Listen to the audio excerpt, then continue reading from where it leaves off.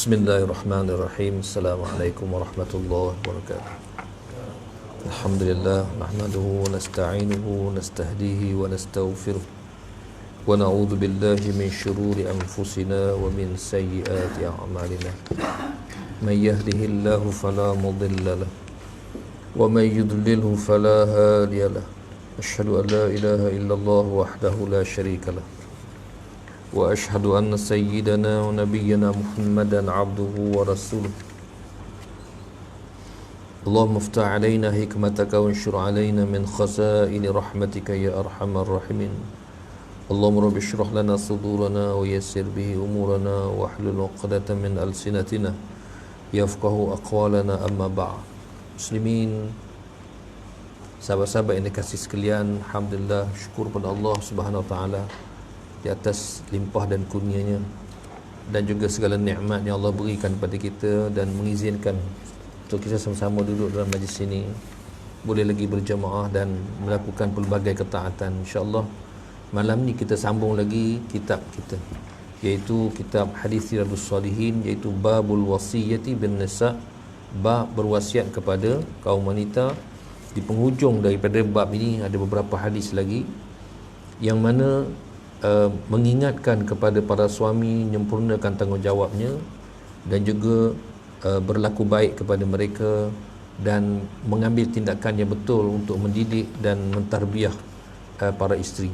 Jadi insya-Allah kita mula hari ini dengan hadis yang kelima dalam bab ni.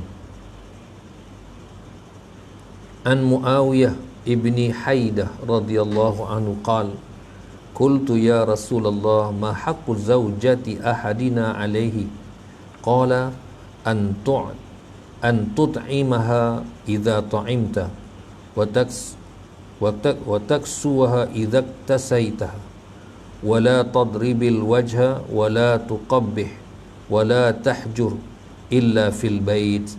Hadithun hasanun rawahu Abu Dawud wa qala ma'na la tuqabbih ay la taqul qabbahakillah.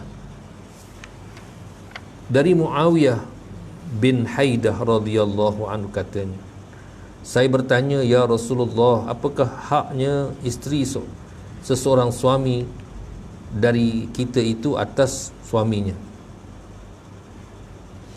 Beliau sallallahu alaihi wasallam menjawab, iaitu hendaklah engkau memberi isteri makan jikalau engkau makan, engkau memberi pakaian ia jikalau engkau berpakaian.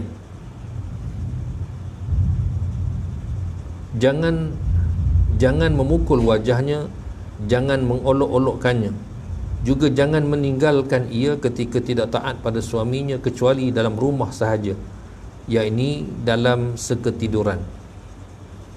Hadis hasan yang diriwayatkan oleh Imam Abu Daud dan ia mengatakan erti la tuqabbih, artinya jangan mengolok-olokkannya, iaitu jangan mengucapkan semoga Allah memburukkan engkau. Muslimin, sahabat-sahabat yang dikasihi sekalian, hadis ini riwayat Imam Abu Daud dan martabatnya disebut sebagai hasan. Mana bila disebut hasan ni, kira hasan dia menghampiri sahih, mana boleh kita beramal dan berhujah dengannya. Dan sahabat yang meriwayatkan ini iaitu Muawiyah bin Haidah radhiyallahu anhu, yang merupakan di antara sahabat yang awalnya enggan ataupun memang sangat membenci Islam ini, sehingga dia pernah bersumpah lebih daripada 10 kali. Sumpah tu kan, dia takkan masuk Islam, 10 kali dia bersumpah tu. Tapi akhirnya Allah Ta'ala pilih juga dia dan dia memeluk Islam. Wah, tu dia kan. Jadi ini hakikat hidayah Allah, dia boleh melampaui segala-galanya. Adapun usaha yang kita lakukan itu belum tentu lagi memperoleh hidayah Allah. Tapi kalau langsung tak berusaha, memang confirm tak dapat. Jadi kita kena berusaha untuk mengajak orang-orang yang bukan Islam ataupun orang Islam sendiri yang masih ingkar, agar mereka melakukan ketaatan kepada Allah Subhanahu Wa Taala. Minta Allah Taala beri hidayah kan. Kan di antara Rasul dahulu mereka berdoa, dia kata Allahumma hdi qaumi, ya Allah berilah hidayah kepada kaumku, fa innahum la ya'lamun, kerana mereka ni tak tahu. Tu dia minta doa macam tu kan. Jadi kita minta macam itulah. Tu dia. minta Allah beri hidayah, mudah-mudahan mereka dikurniakan hidayah. Baik. Jadi dalam hadis ini Muawiyah ini bertanya kepada Nabi SAW. Dia kata, apa hak yang perlu disempurnakan oleh suami ke atas isterinya? Suami ini apa tanggungjawab dia yang perlu disempurnakan? Maknanya kalau tengok para sahabat radhiyallahu anhum, mereka ni nak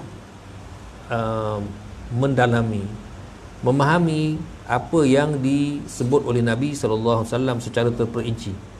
Dan untungnya bila kita mendengar, kita pun dapat faedah daripada hadis ini. Apa yang patut kita sempurnakan ke atas itu? Yang pertama, kata Nabi SAW, an tut'imaha idza ta'imta. Kamu berilah dia makan sekiranya kamu makan. Itu dia. Kan, maknanya bila suami itu ada makanan, maka diberilah kepada isteri. Jadi kalau tak ada, nak bagi apa? Kan? Itu dia.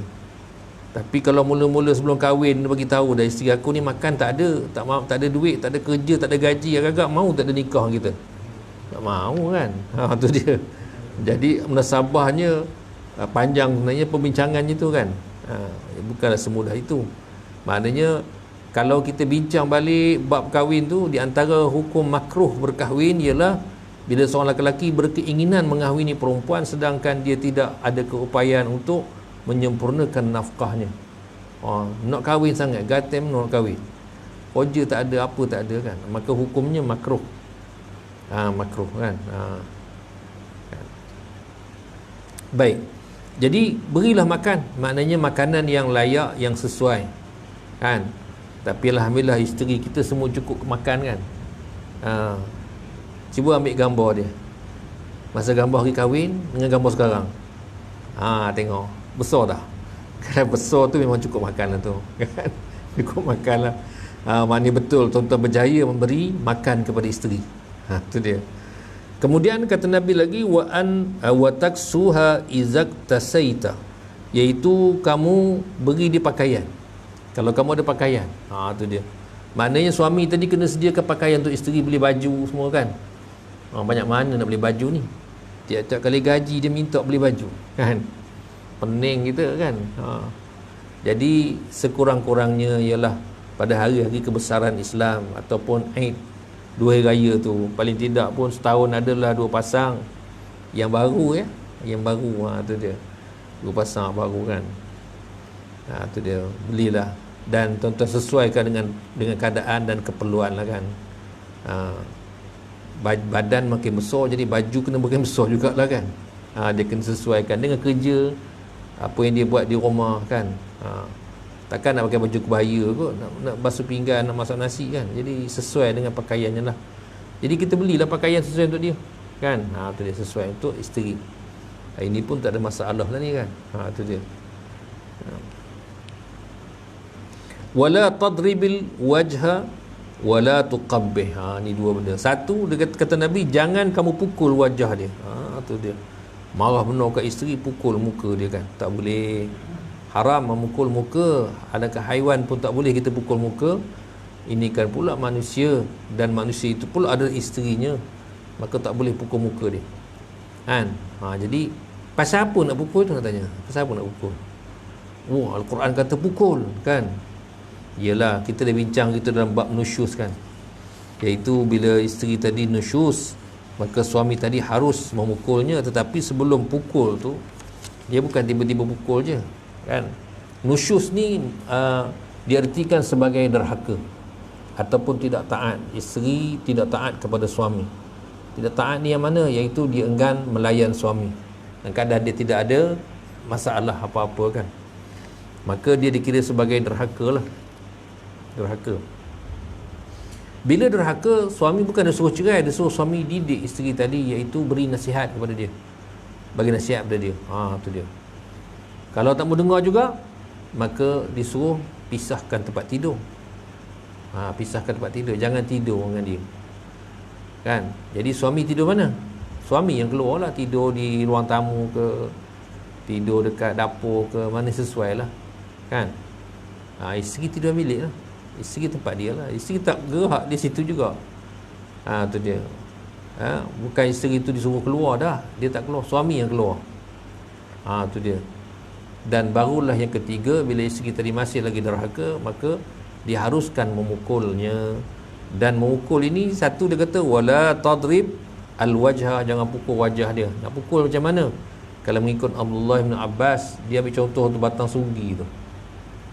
Itulah panjang kayunya, batang sugi kan. Pukul. Dan pukulan itu pun pada tempat-tempat yang bukan tempat-tempat yang mengaibkan, menyakitkan dia. Muka, perut, bahagian-bahagian lain. Yep. Itu dia. Jadi pukul itu pun bukan pukul yang menyakitkan, tidak. Sekadar nak kita kata mengingatkan, mengingatkan itu je, bukan nak menyakitkan dia kan. Itulah dia. Jadi pukul muka tak boleh, haram. Jadi maknanya kalau tampar tu berdosa tu. Suami berdosa tampar isteri. Tu dia. Kan? Tampar siapa-siapa pun berdosa. Kan? Macam mana bila bergaduh, tampar, aku tampar kamu orang, kan? Tampar tu pun dah berdosa. Tu dia. Kan? Tak boleh tampar orang. Kan? Kadang-kadang kita tengok dia lah berlaku mungkin di luar daripada perancangan kan. Orang buat jenayah, dia buat satu jenayah, kemudian akhirnya orang tangkap. Bila tangkap dia, sementara nunggu polis ke apa, dia belasah dulu kan. Tapi tak boleh tu, tak boleh kan. Tapi nak cerita nafsu masa tu, syaitan dah menguasai, marah yang amat. Mungkin orang tu peragut ke, curi duit masjid ke apa kan. Ada masjid tu kan dah meninggal orang tu, main-main. Dah jadi satu kes jenayah pula lain. Tu dia. Jadi kalau rasa nak tangkap, serahkan pada pihak yang berwajib. Itu dah cukup lah tu. Sebab kita ni, kita niat kita nak membaiki, bukan nak menjahanamkan dia kan. Tu dia. Kita nak baiki dia. Mudah-mudahan Allah Ta'ala beri kesedaran kepada dia, menjadikan dia ni orang yang kasih kepada masjid. Tu dia. Mungkin dia malu dan datang masjid tu, dia pergi masjid lain lah pula kan.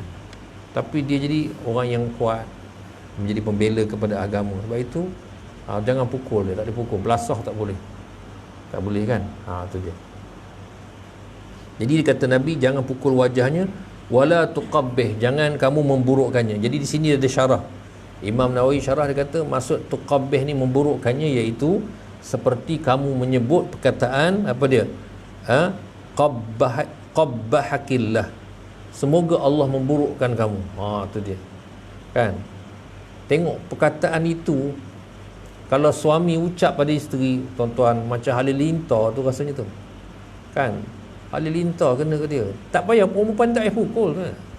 Cakap macam ni pun dah cukup. Bukan main. Kan?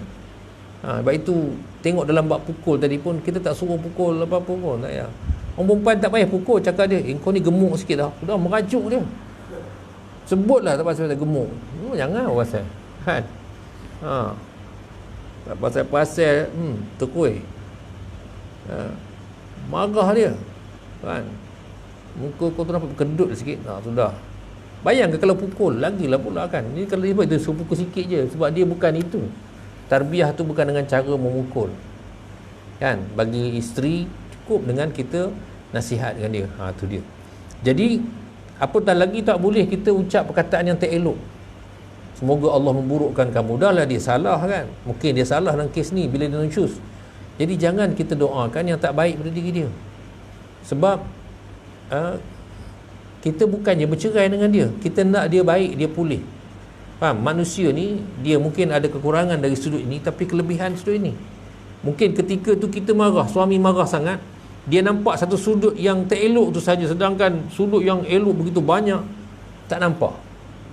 Kan? Tak nampak. Jadi Islam nak suruh kita berlaku adil dan bijak dalam membuat sesuatu keputusan dan mengeluarkan satu perkataan. Jadi jangan sebut perkataan qabbahakillah, semoga Allah memburukkan kamu. Tak kira cakap Melayu ke, macam-macam cakap bahasa Melayu, macam-macam perkataan dia. Kan? Tu dia. Kalau kau petik 10 datang, itu macam itu juga tu, marah dia tu. Kan?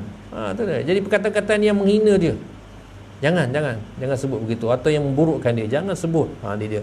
Inilah dia pesanan Nabi sallallahu alaihi wasallam. Lagi kata Nabi, wala wala tahjur illa fil bait. Ini panduan Nabi, jangan kamu tinggalkan tempat tidur dia. Maksudnya bila isteri yang derhaka ini nak dididik dia suruh tinggalkan tempat tidur, tapi kata Nabi SAW, jangan sampai kamu keluar rumah.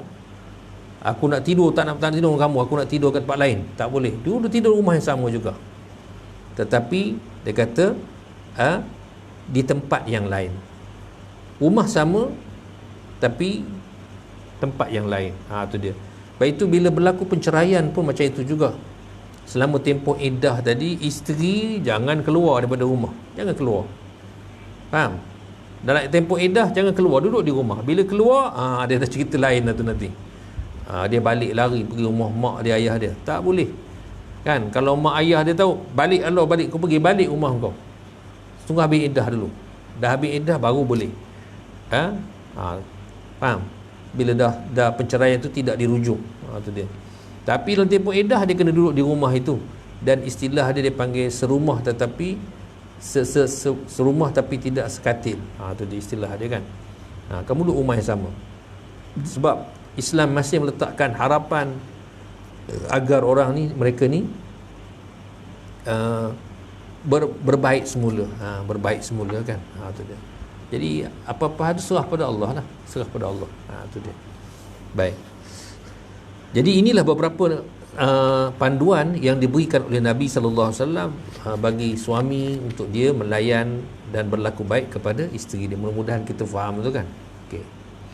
Hadis yang ke-6, wa an Abi Hurairah radhiyallahu anhu qala Rasulullah sallallahu alaihi wasallam, akmalul mu'minina imanan ahsanuhum khuluqa wa khiyarukum li nisaihim, rawahu Tirmizi wa qala hadisun hasanun sahih. Dari Abu Hurairah radhiyallahu anhu katanya, Rasulullah sallallahu alaihi wasallam bersabda, sesempurnanya kaum mukminin perihal keimanannya ialah yang terbaik budi pekertinya di antara mereka itu, dan yang terbaik di antara kaum mukminin itu ialah yang terbaik sifatnya terhadap kaum wanitanya. Diriwayatkan oleh Imam Tirmizi dan yang mengatakan bahawa ini adalah hadis hasan sahih. Maksud berbaik budi pekerti antara mereka ialah suka berbuat kebajikan pada orang lain dan enggan melakukan sesuatu yang sifatnya merugikan masyarakat dan ummah, berwajah manis serta bersikap ramah tamah terhadap sesiapa pun. Ini dia. Muslimin, sahabat-sahabat yang dikasihi sekalian, hadis ini riwayat Imam Tirmizi, atau nama sebenar siapa? Abu Isa kan, Abu Isa Saurah. Ini dia. Jadi apa yang disebut oleh ini, hadis ini melalui Abi Hurairah radhiyallahu anhu, Nabi menyebut tentang iman yang sempurna di kalangan orang mukmin. Kita tengok di kalangan umat Islam ada yang belum, imannya tidak sempurna lagi, iman dia. Di kalangan orang mukmin pun ada yang imannya dia bertingkat-tingkat. Ada yang imannya dah sempurna tapi tak cukup lagi. Ada yang tinggi lagi, tinggi lagi. Tu dia. Kan, tinggi lagi. Tu dia, macam itu. Bukan tak beriman tetapi kualitinya berbeza-beza. Dan di antaranya ialah yang Nabi SAW sebut, kata akmalul mu'minina imanan, sesempurna orang mukmin dari sudut imannya. Tu dia. Dia dah mukmin tu beriman lah tu, tapi yang sempurna imannya siapa dia? Kata Nabi, ahsanuhum khuluqa, iaitu yang baik akhlaknya. Kenapa Nabi sebut yang baik akhlaknya? Nabi tak kata orang yang baik, yang sempurna imannya ialah orang yang kuat semayang. Nabi tak sebut kuat semayang, Nabi tak sebut orang yang rajin sedekah, Nabi tak sebut orang yang begitu gini, tapi Nabi sebut ahsanuhum khuluqa, yang indah akhlaknya. Kenapa? Kerana sebenarnya akhlak ni adalah terjemahan kepada agama.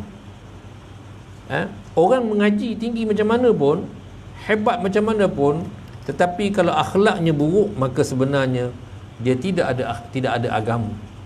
Agama tu terjemahan yang orang nak tengok ada agama ialah orang tengok akhlak. akhlak. Bila ada akhlak, maka adalah agama dalam diri kamu. Tu dia. Walau mungkin ilmunya tak banyak mana, tapi akhlaknya masya-Allah. Itulah dia. Sebab itu Nabi kata, orang mukmin yang sempurna, yang paling sempurna imannya ialah yang baik akhlaknya. Sebab orang mukmin pun ada macam-macam perangai. Kan, ada macam-macam perangai. Tapi yang Nabi suruh supaya kita baik akhlak. Di sini disebut baik akhlak ni macam mana? Selalu tolong orang. Melakukan kebajikan kepada manusia. Manis muka, lemah lembut pertuturannya, bergaul dengan semua manusia. Ini di antara ciri-ciri dia. Kan? Ada orang mukmin sombong bukan main kan? Sombong, ataupun dia mungkin dia anti sosial. Kan? Tak reti nak cakap dengan orang. Tu kuranglah bagus. Yang bagusnya dia boleh bergaul, dia baik dengan semua orang kan. Tu dia. Sampai mungkin orang kata, dia ni baik sungguh. Tu dia. Kan, orang suka dekat dia. Orang gembira dengan kehadirannya. Inilah orang mukmin yang baik. Yang dikatakan baik akhlak dia. Kan? Bila dia ada je kita rasa Allah tenangnya, rasa seronok kerana ada orang yang macam ini. Ini dia. Kan? Baik. Kemudian Nabi SAW sebut, dia kata, dan di antara yang terbaik di kalangan kamu itu ialah siapa dia? Iaitu khiyarukum linisaihim, iaitu yang paling baik melayan kaum wanitanya. Maknanya orang mukmin yang terpilih di kalangan yang terbaik tadi ialah orang mukmin yang baik melayan wanita-wanita mereka, maknanya isteri-isteri mereka. Dia baik melayan. Tu dia. Maknanya sesuai dengan watak wanita tadi. Dia layan wanita sesuai dengan wataknya. Tu dia. Walaupun mungkin yang suami tadi seorang yang agak tegas atau keras, tapi bila dia melayan ahli keluarganya, maka dia layan dengan baik. Dia layan dengan baik kan, sesuai dengan kewanitaan itu. Tu dia. Jadi macam mana yang kata layan baik? Isteri nak itu nak ini semua beli, bukan, tetapi dia memenuhi tuntutan syarak terhadap isteri dia. Yang kita baca hadis sebelum tadi, dia suruh supaya kita jaga tentang soal makan, minum, pakaian, tempat tinggal dia, keselamatan dia, dan yang utamanya kita menjaga agama dia. Jaga agama dia kan, supaya tidak rosak agama dia ataupun tidak rosak imannya daripada pengaruh-pengaruh yang tak elok kan. Tu dia kan, ikut semua isteri kata, abang jom kita pergi fun fair, pergi juga, suami pergi juga kan. Ajak pergi tengok racing kereta, kita pergi juga kan. Dia tak betul lah. Mana bukan menurut kemahuan dia semata-mata, tetapi membimbing dia dan mengajak dia kepada ketaatan.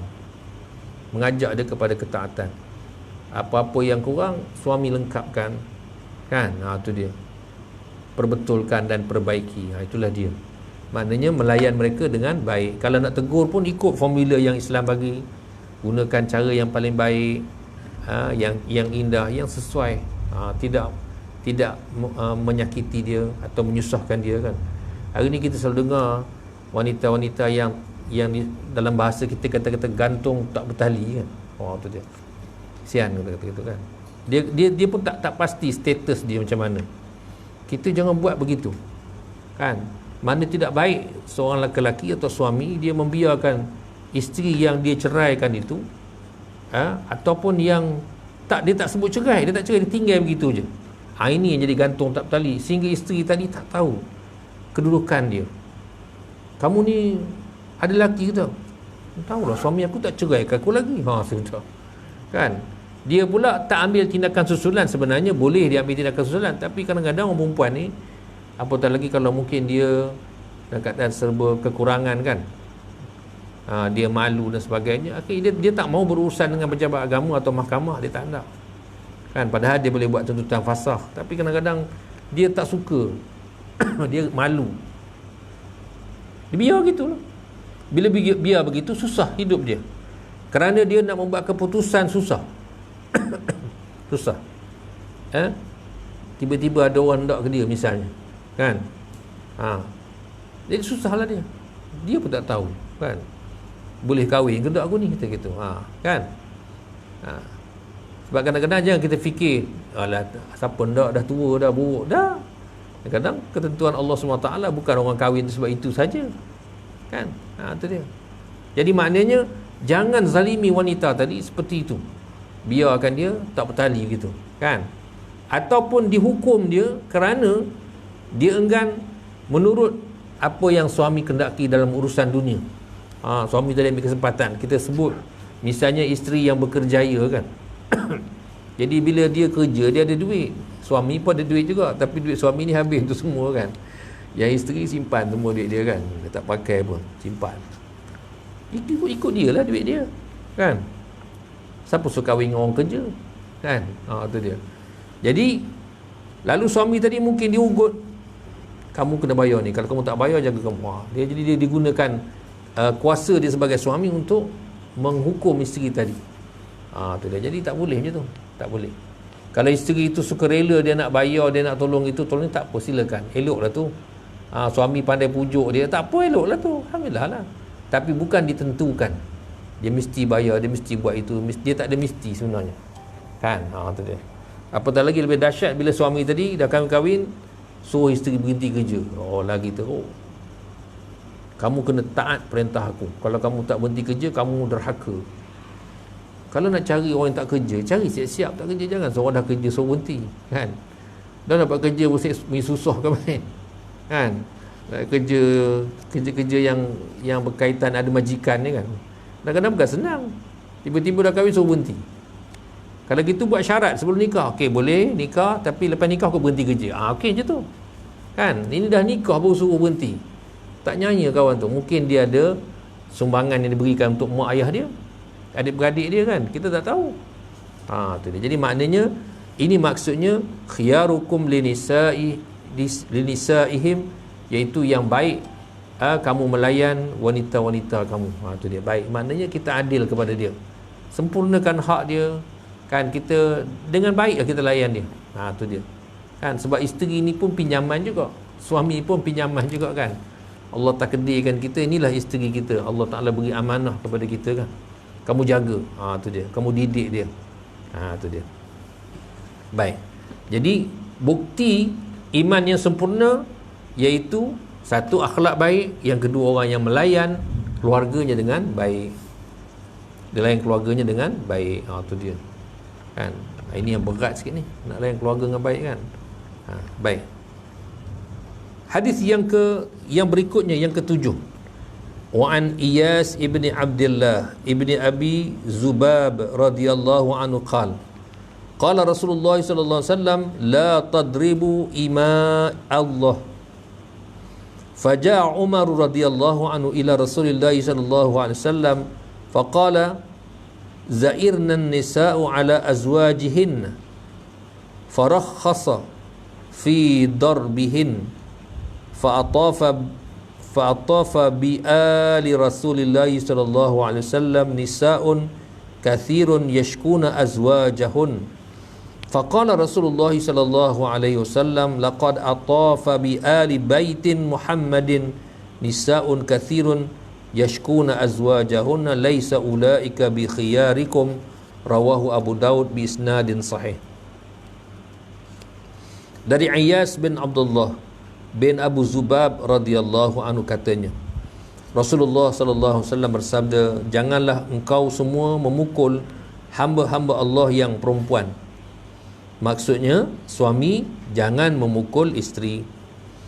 Umar radhiyallahu anhu lalu datang kepada Rasulullah sallallahu alaihi wasallam bersabda, para isteri itu berani menentang para suami-suaminya. Oleh sebab itu beliau sallallahu alaihi wasallam memberikan kelonggaran untuk memukul mereka yang tidak keras sampai menyakitkan. Selanjutnya beberapa kaum wanita sama berkeliling mendatangi keluarga Rasulullah untuk mengadukan para suami kerana ada beberapa isteri yang dipukul suaminya. Kemudian Rasulullah sallallahu alaihi wasallam bersabda, benar-benar telah berkeliling beberapa kaum wanita mendatangi keluarga Muhammad untuk mengadukan perihal suami isterinya. Maka bukannya suami isteri yang sedemikian itu yang termasuk orang-orang pilihan di antara engkau semua, yakni kaum mukminin. Hadis ini diriwayatkan oleh Imam Abu Daud dengan sanad yang sahih.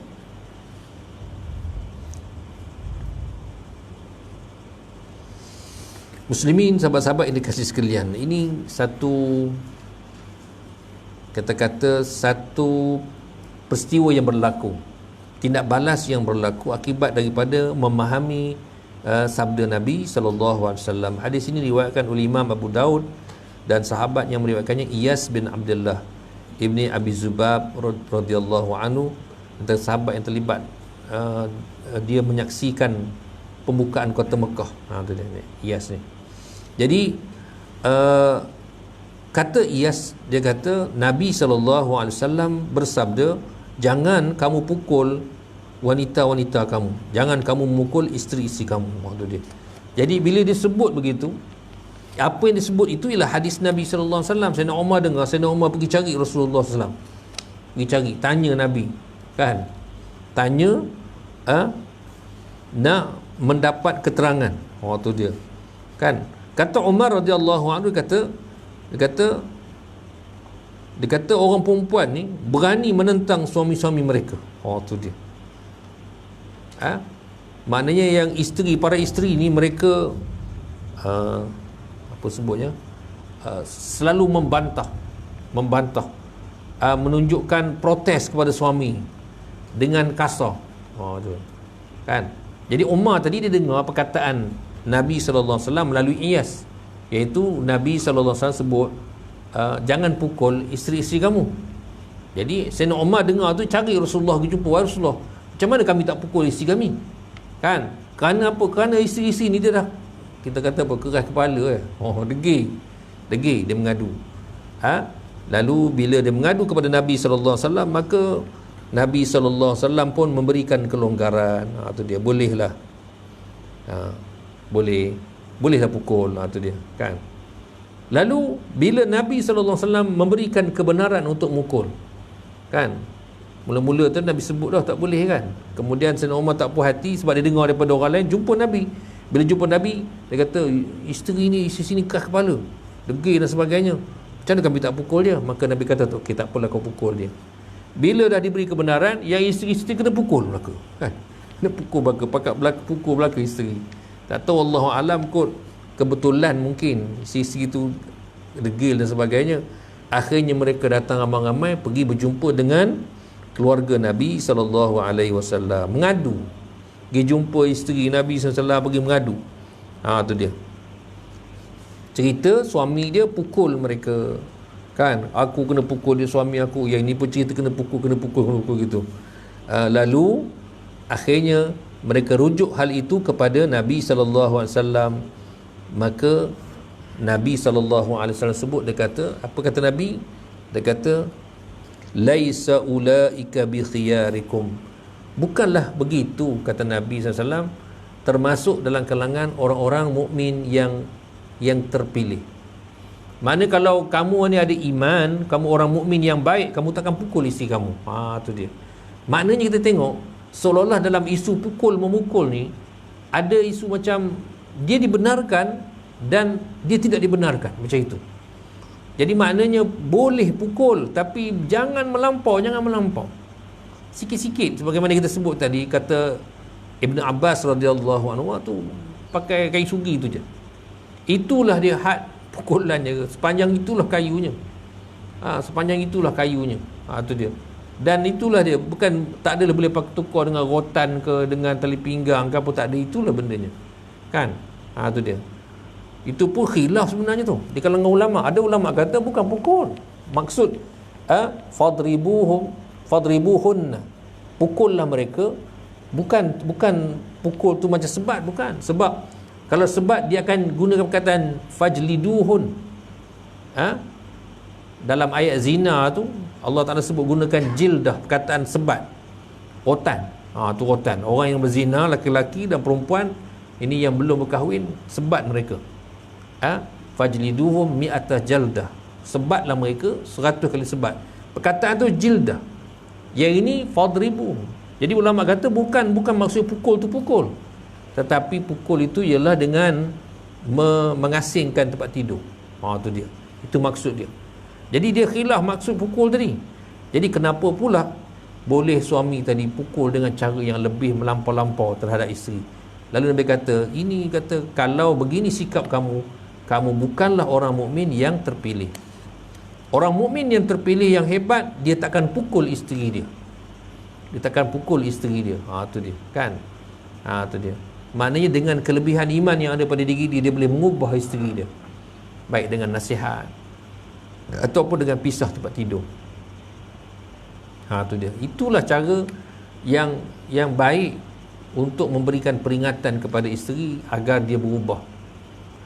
Tentulah kita dalam masa yang sama berdoa kepada Allah, kan, minta Allah Ta'ala minta Allah Ta'ala mudahkan urusan rumah tangga, jadikan isteri ni isteri yang taat. Tu dia. Isteri pun doa pada suami, kan, macam itulah. Betul. Bukan dengan gunakan kekerasan. Tu dia, kan, bukan dengan gunakan kekerasan. Dia rumah tangga ni dia ada seni dia sendiri, kan, masing-masing ada seni dia. Jadi dia tak boleh kita kata mesti buat macam ini je dah, kan, bukan. Dia ada seni dia sendiri, kan, sehingga kadang-kadang kita pun jadi, kita rasa cara kita betul, tapi ke orang tak sesuai. Orang tu pula cara dia sesuai dengan dia, tak sesuai kita. Jadi kita buatkan satu kesimpulan, mana-mana cara yang tidak melanggar syarak, silakan, boleh berlaku, kan, boleh berlaku, tak ada masalah sebenarnya. Tu dia, kan. Baik itu Islam dia tak begitu rigid mesti buat macam ini dalam hal agama. Sebab itulah hadis tadi kita jumpa pun, kata Nabi SAW bila sahabat tanya tentang, minta fatwa tentang hak suami terhadap isteri, kata Nabi, kamu beri dia makan kalau kamu ada makanan. Nampak tu, kan mudah je. Kalau suami tak ada makanan, nak bagi apa kat isteri, kan. Jadi kalau beri dia makanan, kamu beri dia pakaian kalau kamu ada pakaian. Tu dia. Jangan suami pakai main smart je, isteri buruk baju dia, kan. Tak apa, orang rumah baju buruk lah kata gitu. Nak mumpuk orang rumah, kan. Mana boleh gitu. Maknanya sistem yang Islam atur tu cukup sederhana. Dia tak ada mesti macam ini, tak ada. Tak ada. Kan, mudah je sebenarnya. Jadi dengan kemudahan yang ditunjukkan melalui Islam ni, maka kita lakukan yang terbaik. Lakukan yang terbaik, kan. Tu dia. Tu. Baik, hadis yang terakhir dalam bab ini. Wa an Abdullah ibn Amr ibn al-As radhiyallahu anhuma anna Rasulullah sallallahu alaihi wasallam qala ad-dunya mata' wa khairul mata'id dunya al-mar'atu salihah, rawahu Muslim. Dari Abdullah bin Amr bin al-As radhiyallahu anhuma, bahwasanya Rasulullah sallallahu alaihi wasallam bersabda, dunia ini adalah harta benda dan sebaik-baik harta benda dunia ialah wanita yang salihah. Hadis riwayat Imam Muslim. Muslimin, sahabat-sahabat yang dikasihi sekalian, kita tahu apa yang ada dalam dunia ni semuanya harta benda belaka. Orang pun harta benda jugalah. Termasuklah kalau suami, isteri harta benda dia, isteri suami pun harta benda dia, semua harta benda. Maknanya semuanya ini adalah bersifat sementara, pinjaman belaka lah, pinjaman belaka, kan. Jadi tidak salah kita kasih, tetapi jangan melampau-lampau, kan. Bahkan kalau kita benci pun jangan melampau-lampau, kan. Tak perlu melampau. Kita sederhana dalam kasih dan sederhana dalam benci. Tu dia, kan. Jangan melampau sangat. Tu dia, kan. Jadi Nabi SAW menyebut bahawa dunia ini ialah harta benda. Apa sahaja yang ada, kan. Tempat tinggal kita, kenderaan kita, keluarga kita, semua sekali yang ada ni semuanya harta benda belaka, kan. Dia maknanya satu benda yang baharu, yang bila-bila masa boleh binasa, boleh rosak. Tu dia, kan.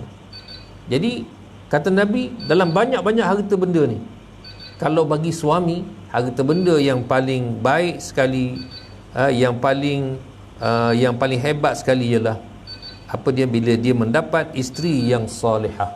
Tu dia. Itulah harta yang paling besar yang bernilai bagi suami sebenarnya. Bila dia mendapat isteri yang salihah. Makna isteri yang salihah ni yang taat kepada Allah. Dia taat kepada suami dia. Dia menjaga maruah suami dia, memelihara harta suami dia, memelihara maruah diri dia daripada perkara yang tidak sewajarnya. Tu dia. Ini isteri yang salihah. Tu dia, kan.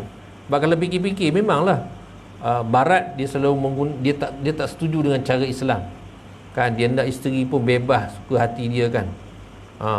Sedangkan Islam dia dasar dia tertutup bagi isteri ni. Isteri ni dia cukup terbatas. Dia perempuan, secara umumnya perempuan memang cukup terbatas pergerakan dia. Dia dalam bidang-bidang tertentu sahaja dia dibenarkan, yang jauh daripada fitnah kan. Termasuklah isteri tadi.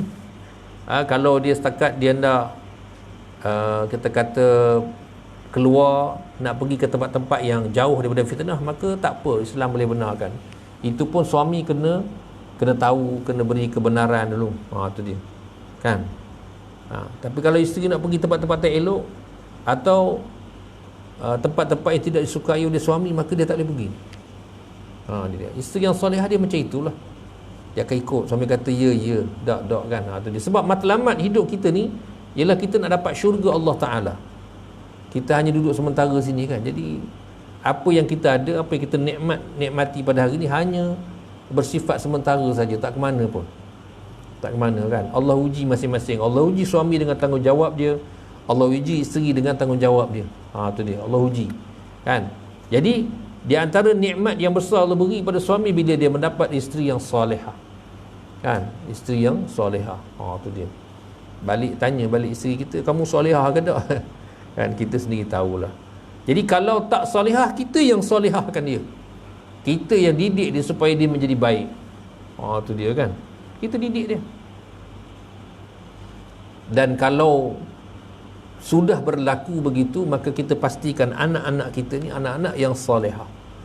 Ini yang penting sekali, didik anak ni kan. Anak kita jaga. Ini zaman yang teruk lah dalam kita mendidik anak-anak. Cabarannya begitu besar kan. Anak-anak perempuan kita didik dia supaya dia menjadi anak yang salihah, taat perintah Allah, sempurnakan fardu ain dia dulu kan. Bagi dia pandai semayang, pandai mengaji, dia istiqamah melakukan ibadah-ibadah, dia ada rutin dia. Ini yang susah ni sebenarnya kan. Susah, memang susah sebenarnya kan. Yang pelik itu kita ajar dia benda dia elok, tapi TikTok tak ajar pun dia pandai juga berjoget kan. Dapat mana tahu? Joget TikTok dia tahu kan. Tu kadang-kadang kita pun pening, manalah dia dapat benda-benda ni kan. Tu dia. Jadi cabaran sekarang ni teruk tu, cabarannya teruk kan. Tak ada orang boleh dakwa anak saya bagus, tak ada kan, tak tentu lagi. Jadi sebab itu kita pastikan anak-anak kita yang Allah kurniakan itu anak-anak yang salihah. Dia sempurna dari sudut fardu ain dia. Dia jaga sungguh, dia tahu tanggungjawab dia kan. Kita kadang-kadang bila tengok budak, kita tengok bagus budak ni, kita kata ya Allah, untungnya mak ayah dia dapat budak baik macam ni kan. Seronok kita tengok. Tengok budak-budak yang baik-baik ni kan. Bila tengok yang sebaliknya, kita pun kata sudah dah budak ni teruk kan. Begitu biasa tengok budak kan, kita kata Allah. Ada seorang bapa tu, dia anak dia dah habis sekolah. Dia, Ustaz, terima kasih lah Ustaz jaga anak saya begini. Kak, bukan. Salah ni sebenarnya dia ni dah baik di rumah lagi, dah baik dah ni. Ni ada satu benda abang buat, dia betul dah ni. Di rumah saya tak tahu abang buat apa, tapi memang baik dia ni. Dia mari sini dia dah baik dah, kata gitu kan. Kita cuma sambut je, kita jaga sikit je. Kita bukan ada masa pun kan. Kalau kita ngaku ni bahaya tu. Besok datang yang bapaknya anak dia rosak, kata Ustaz yang buat rosak anak saya. Sudah pening lah kita. Memang betul pun anak dia baik kan. Jadi ada yang datang-datang tak jadi apa pun kan. Ada juga yang memang lintang pukang hidup dia semua terbalik, tunggang terbalik semua ada juga kan. Jadi kita pun nampak mungkin ada kesilapan, dan bila macam itu mungkin kesilapan tu kita lah buat silap. Mak ayah dia pun mungkin kita tak tahu, tapi kita tu mungkin ada kesilapan kan. Jadi sebenarnya cabaran kita ialah nak mendidik anak-anak ni menjadi anak yang soleh dan solehah. Ini cabaran yang besar sebenarnya. Nak dapat anak pandai, dapat A, dapat itu semua senang, tak susah sebenarnya, tak susah mana.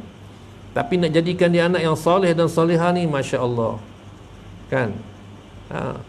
Baik itu tiba keputusan peksa, tuan-tuan, keluar keputusan peksa.